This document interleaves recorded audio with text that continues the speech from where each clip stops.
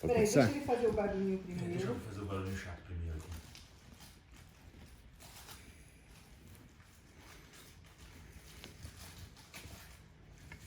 Pronto.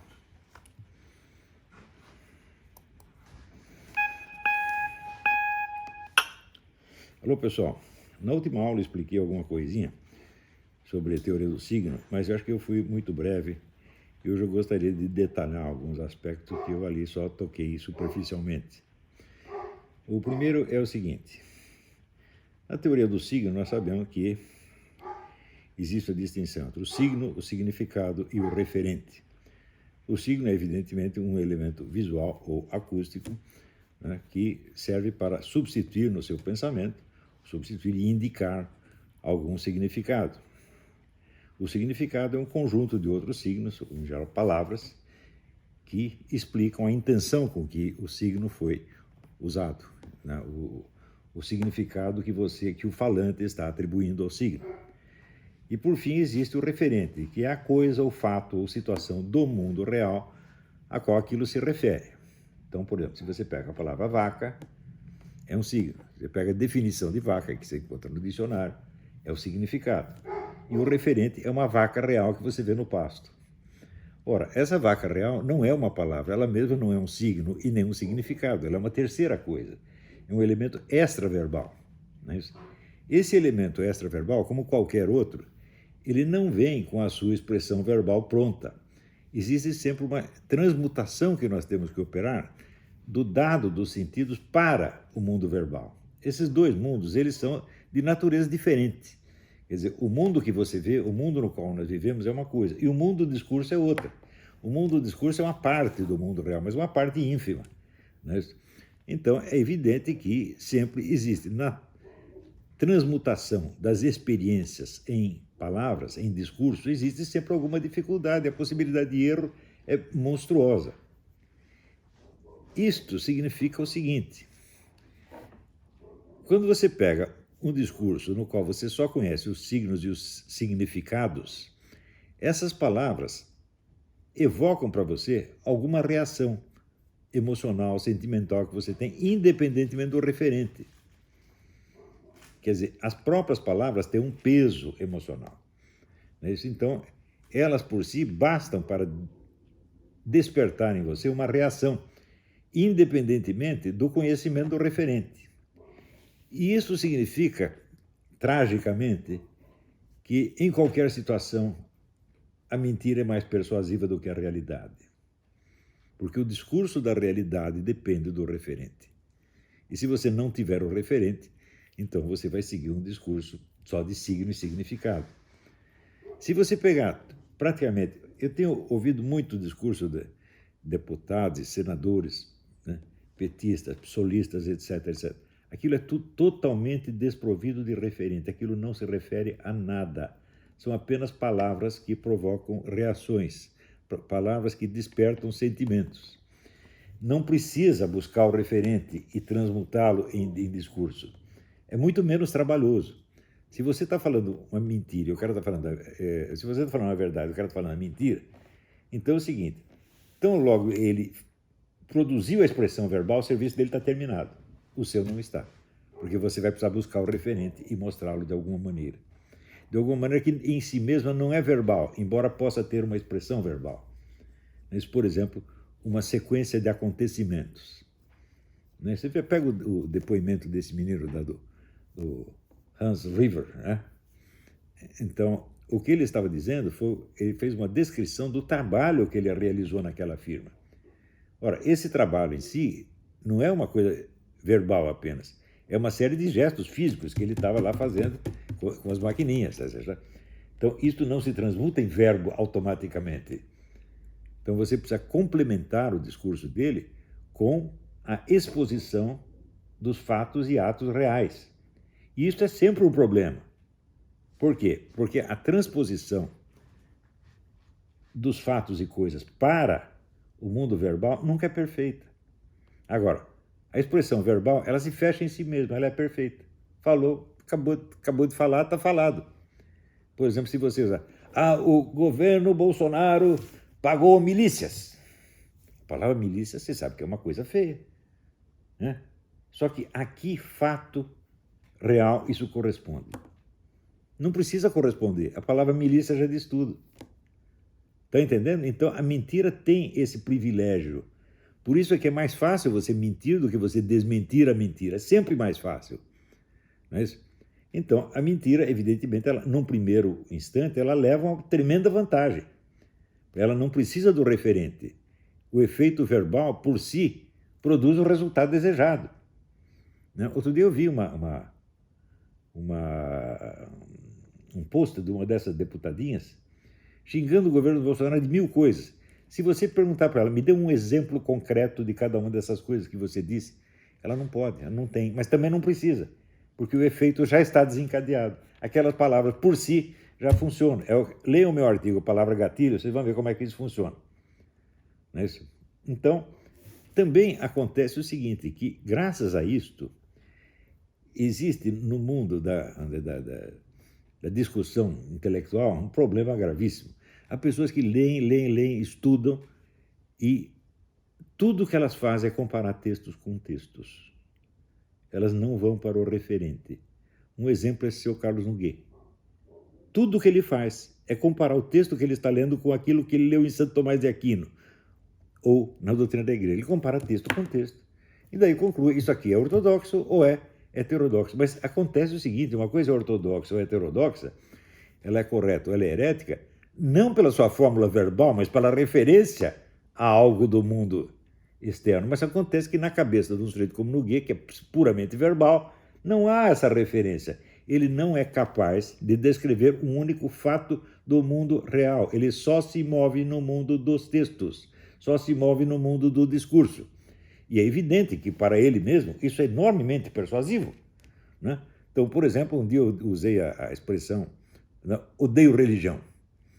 Né? Daí ele disse, tá vendo? Ele tem que pedir desculpa por isso, antes de odiar a religião. Tá, é claro que... Qual é o referente disso aí? O referente é um conjunto de fenômenos que, na sociedade brasileira atual e real, levam o nome de religião. Né? E não a religião interpretada no seu sentido idealístico mais perfeito. Então, para o católico, fiel católico, o que é a religião? A religião é o catolicismo, é a religião revelada por nosso Senhor Jesus Cristo. Agora, se eu falo a palavra religião, não neste contexto, não no contexto doutrinal, mas no contexto social, eu estou me referindo a milhares de coisas que levam o nome de religião e que pretendem ser respeitáveis porque se recobrem desta palavra. Você pode até fazer a religião do Satanás. Aqui nos Estados Unidos não tem. Tem a religião do Satanás, é uma religião oficialmente existente, você tem que respeitar. Tá certo? Então, é aquele... Né? Tinha aquele frade que fazia confraria, né, do repolho, confraria esotérica do repolho místico. Isso aí seria a religião. Né? Então, qualquer pessoa que leia normalmente, isto é, com uma referência de fundo ao referente, entende o que eu estou dizendo. Mas o Carlos Nogueira não entende, porque para ele só existe signo e significado. Então, se você diz que você odeia a religião, a palavra religião significa substantivamente o fenômeno religião na sua realidade. Vocês estão entendendo? Acontece que no Brasil hoje são milhares de pessoas que leem assim, vivem num mundo exclusivamente verbal. Não têm a capacidade de examinar o fato, a coisa, e fazer a transmutação. Essa transmutação, vamos dizer, da experiência sensível, real, em palavras, é uma das coisas mais difíceis que existem no mundo. Por que nós admiramos os poetas, os grandes escritores? Porque eles sabem fazer isto. As outras pessoas só sabem expressar em palavras o que já foi expresso em palavras. Eles leem o texto, copiam o texto, adaptam o texto para outra situação, mas não tem aquela, vamos dizer, vivência real da coisa concreta transformada em palavra. Isto é próprio dos poetas, dos grandes escritores, só eles sabem fazer isto. E cá entre nós, eu sou excelente escritor, eu sei fazer isso. Eu sei pegar coisa que todo mundo está vendo e ninguém consegue dizer, e eu consigo dizer. A função do escritor é isso, dizer o que os outros não conseguem dizer. Agora, me mostre uma única coisa do mundo real que esse seu Nogueira Tem observado e expressado. Não tem nenhuma. Só tem texto, comparação de texto com texto. Então, o cara está num mundo que é assim, que é totalmente fictício, onde as palavras não têm referentes. E não é só ele. Se você pegar a nossa esquerda inteira, é assim. O mundo inteiro do seu Júlio Sonzero é assim. O mundo inteiro de todos esses anti-Olavetes é assim. É só palavra gatilho, gente. Então, se diz que um sujeito é herético, eu digo, bom, peraí, no que consiste exatamente a heresia? Que eu saiba, existe uma distinção fundamental que a igreja estabelece entre heresia material e heresia formal. Heresia material é quando o sujeito errou em alguma coisa, ele explicou alguma coisa achando que a doutrina da igreja era aquela, sob esse ponto de vista, sob esse aspecto, e não era. Ele errou sem querer. Isso não é uma heresia formal, ele não pode ser condenado por isso, ele é apenas chamado para se corrigir. Agora, quando a heresia formal, quer dizer, ele quis desmentir a igreja, ele quis propositadamente vender como doutrina cristã algo que se opõe ao ensinamento da igreja. Isso é heresia. Ora, nem esta distinção tão óbvia, os nossos amigos, nossos fiscais da ortodoxia ali levam em conta, nem isto. Segundo, quando há, vamos dizer, um risco de heresia, a primeira coisa que o observador tem a obrigação de fazer é se dirigir pessoalmente ao suposto herege e conversar com ele para que ele expresse qual foi a sua real intenção. Ou seja, para você não tomar a fórmula verbal como se fosse definitiva. O cara pode ter dito uma coisa de um jeito, mas ele quis dizer uma outra coisa que você não entendeu na primeira. Eles não fazem isso, eles não têm essa precaução. Eles pegam, o Olavo disse, odeia a religião. Pronto, está feito. Ele toma a expressão verbal como se fosse uma referência substantiva, quando isso não é uma referência apenas um significado. O referente é outra coisa. O referente está colocado para além do discurso. O referente é um fenômeno sociológico chamado religião. Agora, se ele acha que odiar a religião é tão bonito, é tão feio, então ele deve achar bonito amar a religião. Neste mesmo sentido. Você tem que amar todas as religiões, então. Você tem que amar tudo que vem sob o nome de religião. Ora, você usa, na conversa humana, nós podemos usar a palavra religião para significar uma coisa ou para significar outra. Religião pode significar, né, a palavra de Deus, a revelação direta, e pode significar um fenômeno sociológico, que são milhares de pseudo-religiões. Você verá, no Brasil existe o registro de religião. Aquilo que nós, cristãos, consideramos pseudo-religião, é registrado legalmente como religião. Não há diferença verbal, não existe a categoria legal de pseudo-religião. Pseudo-religião só existe do ponto de vista da doutrina religiosa, não do ponto de vista legal, do ponto de vista sociológico. Por que eu tenho que explicar isso ao Nogueira? Porque o Nogueira é analfabeto. É simples. Todos eles são analfabetos. Eles não têm essa noção do referente. Eles vivem num mundo só de palavras. E a palavra vem acompanhada de emoção. Porque ele tem amor à doutrina sagrada. Então, tudo que parece e contra a doutrina sagrada, ele odeia. Ele diz, mas escuta, peraí, como é que você vai fazer uma comparação entre o discurso humano e o discurso divino? Você acha que é fácil? Se eu escrever alguma coisa, é algo que o Olavo de Carvalho pensou, não é isso? E talvez algo que ele percebeu, tentou descrever, etc, etc. Mas, escuta, e quando você vai ler a doutrina sagrada, qual é o referente da doutrina sagrada? O que a doutrina sagrada está falando sobre Deus é o referente, não é isso? Mas quem está ditando a doutrina sagrada? O próprio Deus. Então, o discurso de Deus é parte do referente. Estão entendendo? Ele é uma ação real de Deus no mundo real, ele não é só verbo. Por isso que a Bíblia começa, no princípio era o verbo. Que verbo era esse? Eu falo. Os verbos, eu uso um milhão de verbos e nada começa, porra. Eu falo aí, faça-se a luz e a luz continua apagada. Não é assim? Agora, quando Deus diz faça-se a luz, ele não está apenas dizendo, ele não está falando sobre a luz. Ele está produzindo a luz naquela palavra. Então, existe uma diferença brutal, imensa, incomparável entre a doutrina sagrada e as palavras de qualquer ser humano. Portanto, não podem ser cotejadas assim. A doutrina sagrada diz isso, mas você diz aquilo. Portanto, você é um herético. Não dá para fazer isso, porra. Primeiro, você precisa ver qual é o referente que está sendo mencionado ali. E ter em conta a diferença do plano, da situação de discurso, num caso e no outro. Estão entendendo? Agora, como é que eu vou explicar isso para um analfabeto como esse Nogueira? Um incapaz, um lesado. Hã? Pode passar a vida inteira e não vai entender isso. Por quê? É um homem que se intoxicou só de leituras e nunca na vida teve que examinar uma situação que não estivesse escrita. Ele nunca escreveu nada sobre algo que ele não tivesse lido, sobre algo que ele tivesse observado. Nunca teve que pegar uma situação da vida real e transmutar em palavra. Não, ele transforma palavra em palavra, verbo em verbo, expressão verbal em expressão verbal. E vive disto. E no Brasil isso engana as pessoas, porque aqui o verbalismo nacional é uma coisa já observada. Você vê James Bryce, que foi embaixador da Inglaterra, ele observou no livro, né, que no Brasil as palavras valiam mais do que as coisas. Toda a elite brasileira vivia só de verbalismo. O verbalismo não quer dizer falar muito, não. É o discurso sem referente, é o discurso no qual a palavra em si mesma produz a reação imediata. Não precisa buscar o referente. Buscar o referente sempre dá trabalho, meu Deus do céu. Por exemplo, se eu estou aqui, eu te digo vaca, e te dou a definição de vaca, e mesmo assim, bom, o sujeito entendeu a definição, isso quer dizer que ele sabe o que é uma vaca? Ele diz, me mostre uma vaca. Eu digo, mas não tem nenhuma vaca aqui, como é que eu vou fazer? Eu vou ter que ir lá no pasto com você e mostrar a vaca.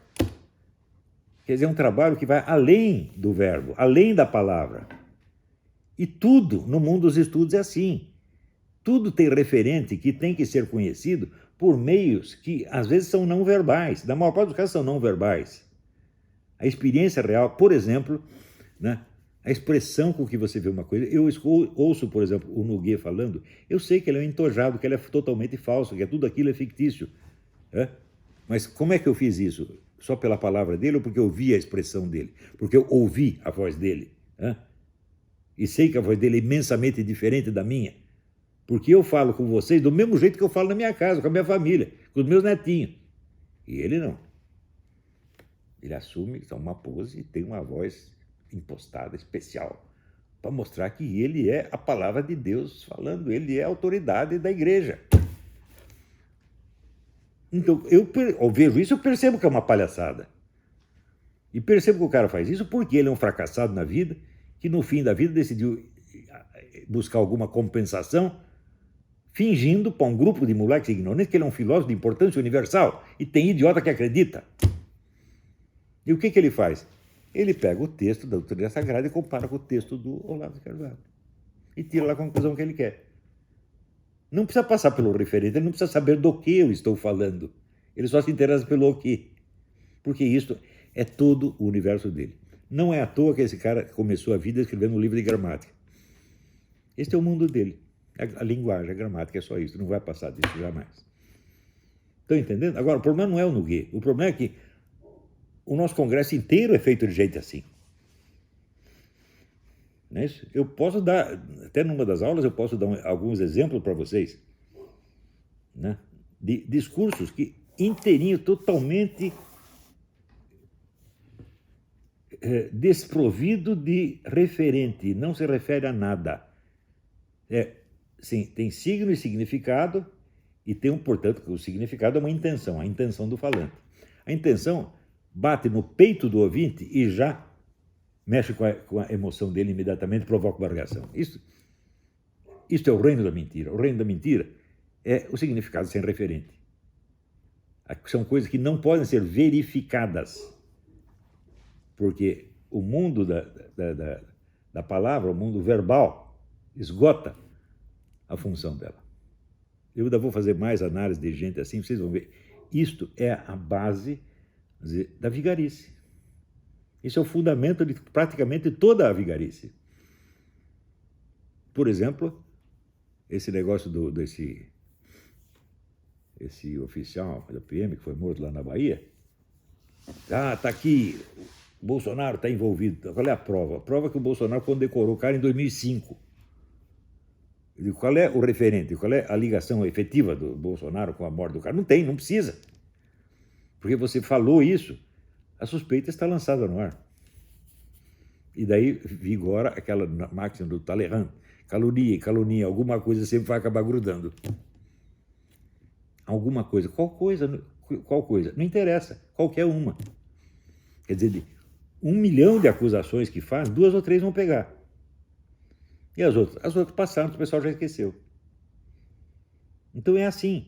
A técnica que o PT usa contra o Bolsonaro é a mesma que esse canalha desse Nogueira usa contra mim. A mesmíssima. Só verborreia. É isso? Então, é isso aí, gente. Depois na aula eu explico mais.